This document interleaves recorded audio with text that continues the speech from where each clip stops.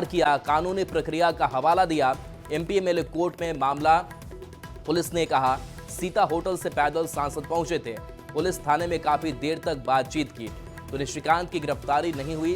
वो खुद गिरफ्तारी देने सांसद थाना पहुंच गए थे। 2 तस्वीरें आप तक हम पहुंचा रहे हैं जहां पुलिस ने गिरफ्तारी से इनकार कर दिया और कानूनी प्रक्रिया का हवाला पुलिस की तरफ से दिया गया। और पुलिस ने कहा कि एमपी एमएलए कोर्ट में यह मामला चल रहा है। सीता होटल से पैदल ही देखिए सांसद निकल पड़े और थाने तक पहुंच गए। पुलिस थाने में काफी देर तक बातचीत भी होती रही। किसी का बच्चा नहीं बोलना चाहिए। कार्तिक जी को बच्चा नहीं है इसलिए बच्चे का दर्द उनको नहीं बोलना चाहिए। बाबा का आशीर्वाद, लेकिन बच्चे का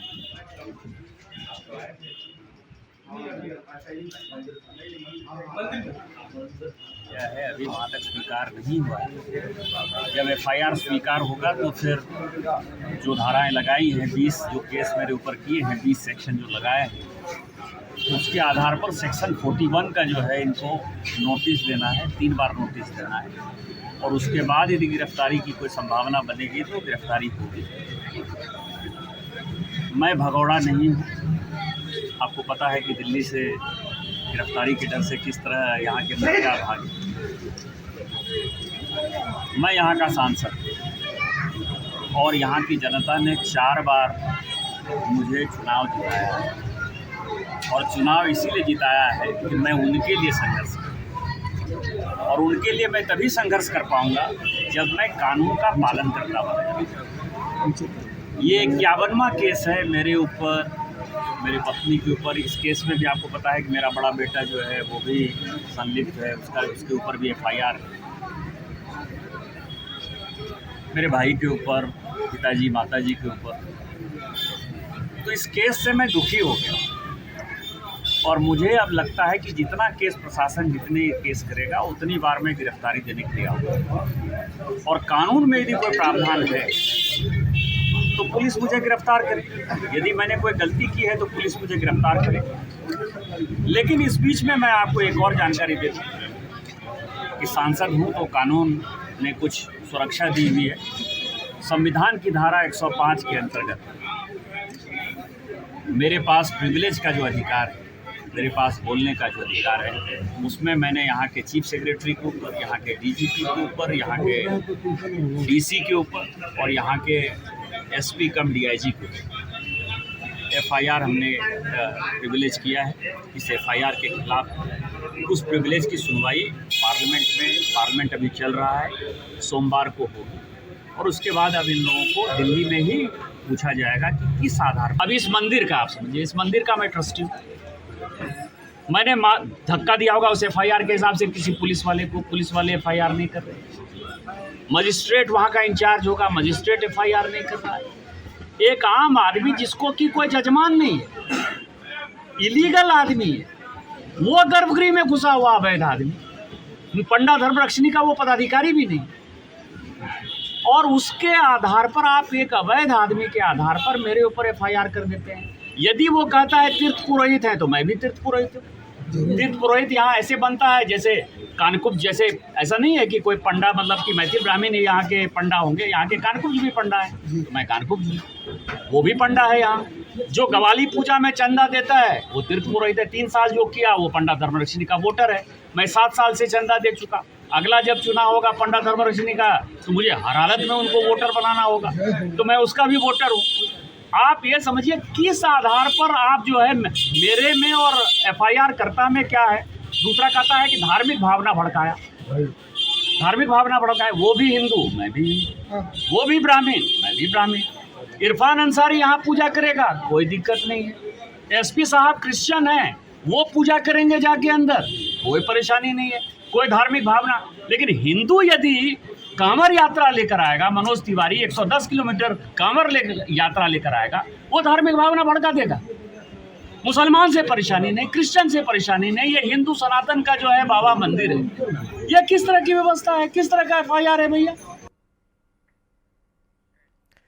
इधर गोड्डा सांसद निशिकांत दुबे के खिलाफ केस दर्ज होने पर सियासत जारी है। बीजेपी ने हेमंत सरकार पर सवाल उठाए हैं तो जेएमएम नेता बीजेपी सांसद पर ही गंभीर आरोप लगा रहे हैं। साहब, अब निशिकांत दुबे जी के मामले को देखें तो जिनके बारे में बताया जा रहा है कि उनके साथ धक्का मुक्की हुई, मजिस्ट्रेट जो मौजूद थे, इन किसी लोगों ने केस नहीं किया। एक तीसरे व्यक्ति ने जो मंदिर में इलीगल रूप से मौजूद था, उसने राज्य सरकार के दबाव पर केस किया। तो आप समझ सकते हैं निशिकांत दुबे जी का खौफ। और निशिकांत दुबे जी सरकार का हमेशा दर्पण दिखाते रहे हैं और बदसूरत ही चेहरा सरकार को दिखता है, इसलिए सरकार नाराज रहती है। देखिए, ये उदंडता कोई नई नहीं है।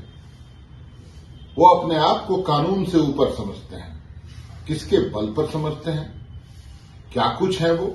वहां जो घटना हुई है, निकासी द्वार से, सोचिए लाखों की भीड़ है, सभी लोग थके हारे कांवरिया आते हैं और निकासी द्वार से वो प्रवेश कर रहे हैं और प्रवेश कर गए। जब उनको रोका गया, पुलिसकर्मियों ने उन्हें रोका तो हाथापाई की नौबत आ गई। सारे कुछ तथ्य है, प्रूफ है। तो मैं समझता हूं ये उदंडता आप झारखंड में मत कीजिए। बड़ी खबर सरायकेला से है, जहां दो मालगाड़ी की आमने सामने टक्कर हो गई। इस हादसे में मालगाड़ी के स्टाफ मामूली रूप से घायल हुए हैं, लेकिन 22 डिब्बे बुरी तरह क्षतिग्रस्त हो गए और इस रेल लाइन पर परिचालन बाधित हो गया है। घटना चांडिल स्टेशन के पास आज सुबह करीब 4:15 बजे एक मालगाड़ी बेपटरी हो गई और उसी वक्त सामने से आ रही दूसरी मालगाड़ी ने टक्कर मार दी, जिसमें दोनों गाड़ी के 22 डिब्बे बुरी तरह से क्षतिग्रस्त हो गए। डिब्बे इधर उधर बिखर गए। रेलवे के सूत्रों के मुताबिक तकनीकी कारणों और सिग्नलिंग में गड़बड़ी के चलते यह हादसा हुआ है। हादसे के बाद अप और डाउन लाइन पर रेल परिचालन ठप हो गया है। चांडिल टाटानगर और चांडिल बोकारो रूट की सभी यात्री और मालगाड़ियों का परिचालन रद्द कर दिया गया है। रांची हावड़ा, रांची वंदे भारत ट्रेन और पटना टाटानगर वंदे भारत एक्सप्रेस भी आज रद्द है। इसके अलावा कई ट्रेनों को डायवर्ट या शॉर्ट टर्मिनेट किया गया है। हादसे में रेल ट्रैक से लेकर ओवरहेड वायर को भी भारी क्षति हुई है। इस रेल लाइन पर परिचालन शुरू करने में काफी वक्त लगेगा। युद्ध स्तर पर काम हो रहा है।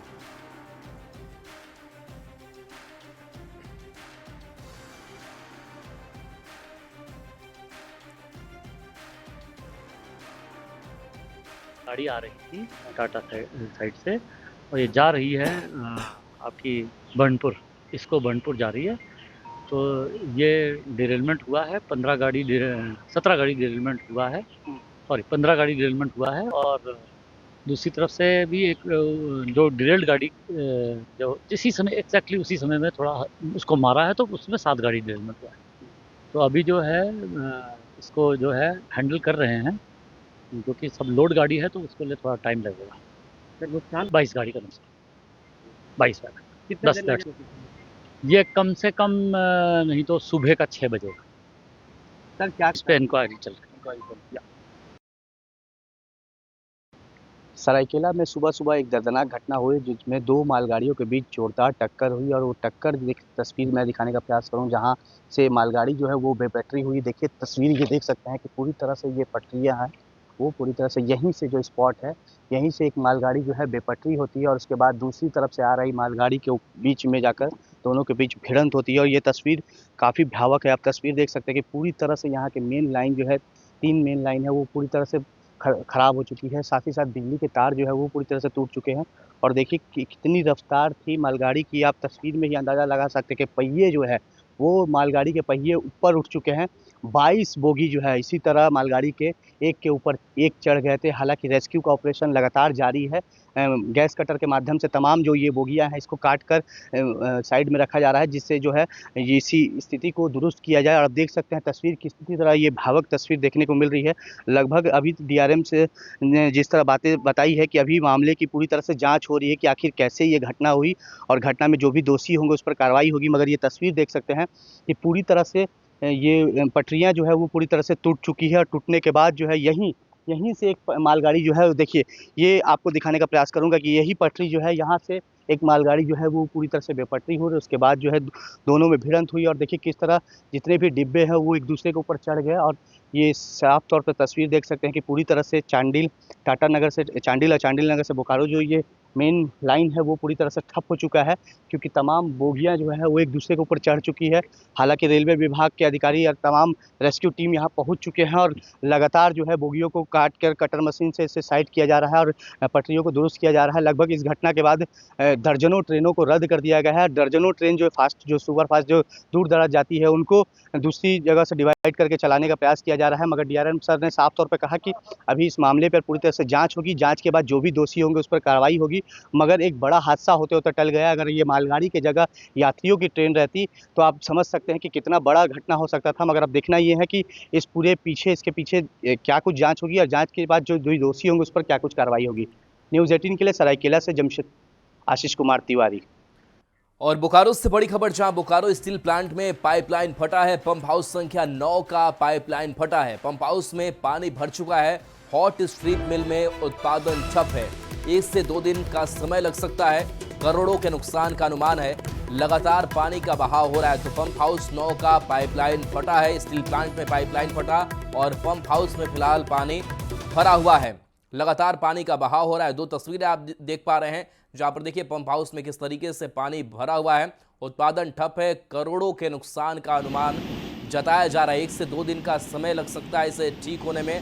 हॉट स्ट्रिप मिल में उत्पादन ठप पड़ा हुआ है और पंप हाउस में पानी भरने की ये तस्वीर देखिए कैसे पानी का बहाव तेज है। तो पानी भरने से पंप हाउस में देखिए बाढ़ जैसे हालात है और कितनी तेज गति के साथ जोरदार आवाज के साथ पानी बहता हुआ, पानी गिरता हुआ दिखाई दे रहा है और तेज धारा इसकी है। बोकारो स्टील प्लांट की तस्वीर आप देख रहे हैं, जहां पर पाइपलाइन फटा है। पंप हाउस संख्या 9 की ये तस्वीर है।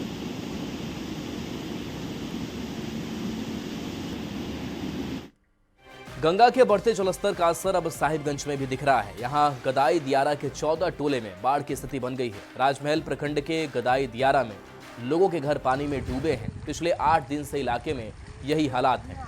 लोगों के पास रहने से लेकर खाने पीने तक की दिक्कत हो गई है। लोग किसी तरह घरों में मचान बनाकर रह रहे हैं। घरों में घुटने तक पानी भरा है। लोगों का आरोप है कि अब तक ना तो प्रशासन ने ना ही किसी जनप्रतिनिधि ने इसकी सुध ली है। से पानी में डूब रहे हैं, ना तिरपाल मिला है, ना एक मुट्ठी खाने के मिलता है। कौन सी खा कर हम लोग रहेंगे? 10 दिन से हम लोग अंगना घर में पानी हो गया है। तो आप लोग कहाँ रहते हैं? कहाँ रहते हैं? मचान बना कर रहते हैं। ये सब है सर, जो हम लोग मचान में रहते हैं, बाढ़ के पानी से डूब रहे हैं और रहने के खाने की कोई व्यवस्था नहीं है। जो कैसे हम लोग रहेंगे। ये कौन सा गांव हुआ? नाथू टोला। बाढ़ का पानी कब से घुसा हुआ है? आज हो गया है 8 दिन। कोई देखने वाला नहीं है ना? कोई नहीं। तो कितने दिनों से बाढ़ का पानी घुसा हुआ है इस गांव में? लमसम 1 सप्ताह। अभी तक कोई देखने वाला नहीं आया? अभी तक कोई भी पदाधिकारी यहाँ तक नहीं आए हैं। गदाई दिया स्थानीय विधायक, सांसद कोई भी पदाधिकारी नहीं आए। नंबर 4 राम बच्चन टोला, ये दोनों गंगा नदी में कटकर विलीन हो गए और हमारे पंचायत के ग्रामीणों को कहना है कि यहाँ पर सूखा राशन दिया जाए ताकि हम लोगों को जान माल बच सके। स्वतंत्रता दिवस की तैयारी शुरू हो गई है। रांची के ऐतिहासिक मोरहाबादी मैदान में 15 अगस्त के दिन राजकीय कार्यक्रम का आयोजन होना है, जिसमें विभिन्न टुकड़ियां परेड का हिस्सा बनेंगी। इस बार कुल 14 प्लाटून मोरहाबादी में परेड करेंगे, जिसमें बिहार से भी एक गेस्ट प्लाटून परेड में शामिल होगी। बिहार स्टेट आर्म्ड पुलिस स्वतंत्रता दिवस समारोह के परेड में शामिल होने रांची पहुंचेंगे।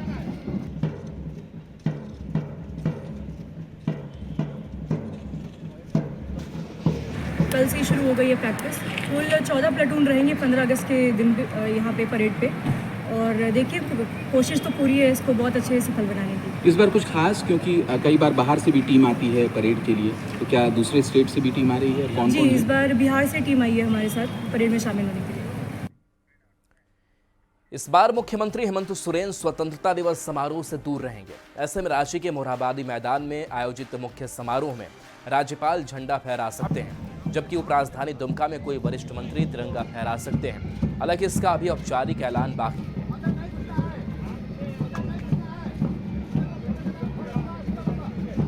15 अगस्त ऐसा महत्वपूर्ण राष्ट्रीय पर्व, तो निश्चित रूप से जहाँ तक मेरी समझ बताती है कि किसी दूसरे मंत्री को डेजिग्नेट किया जाएगा उस दिन ध्वजारोहण के लिए, लेकिन हमें इंतजार करना चाहिए आधिकारिक घोषणा।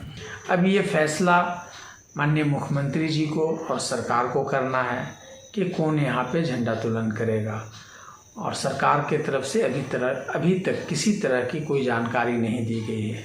अगर माननीय मुख्यमंत्री जी किसी को निर्देशित करते हैं, महामहिम राज्यपाल को कर सकते हैं या फिर जो सीनियर मिनिस्टर है उन्हें कर सकते हैं। और एक नजर